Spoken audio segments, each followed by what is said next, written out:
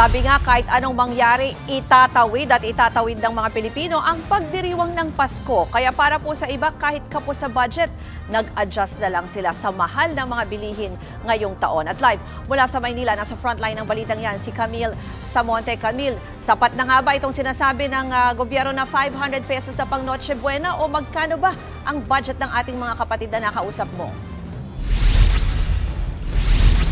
Ruth, patuloy pa rin ang pagdating ng mga mamimili rito sa Blumentritt Public Market para nga mamili ng mga ihahanda nila sa Noche Buena. Pero karamihan sa mga nakausap natin ay nagtipid at nagbawas na ng mga putahing iluluto nila ngayong taon dahil nga sa mahal na mga bilihin. 3,000 piso lang ang budget na inilaan ni Venny para sa mga pagkain na ihahanda mamaya sa bisperas ng Pasko.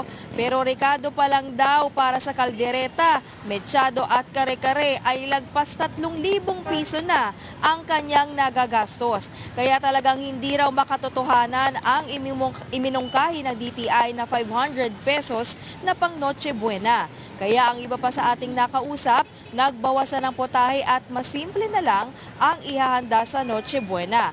Ang importante naman daw ay masaya at buo ang kanilang pamilya. Narito ang kanilang pahayag. Lahat mataas, pati bigas sumobra ang taas.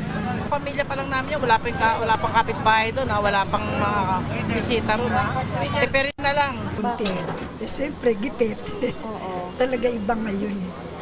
So ngayon, ano lang ihahanda niyo mamaya? Wala yan, minudo lang, tsaka tinapay. Meron na kung hamon na ng bigay, yun. Prutas yun. Sapat na yun. Oo, okay lang. Bakit mas simple na lang? Kasi nga mahirap ang buhay ng iba. Ay dati po talagang noon na medyo hindi tumaas ang bilihin, ay medyo marami-rami. Ngayon ito pagkakasyahin natin na ating itong pinamili ko kanina para makaraos lang itong Pasko. Ruth, nag-ikot din tayo sa ilang barangay sa Tondo kanina, no? At ang ilan dito sa mga barangay na ito ay hindi na muna magsasagawa ng kinagisnan na street party dahil nga sa kakulangan sa budget. Kaya naman, kanya-kanya raw muna sila sa Noche Buena mamaya. Ruth?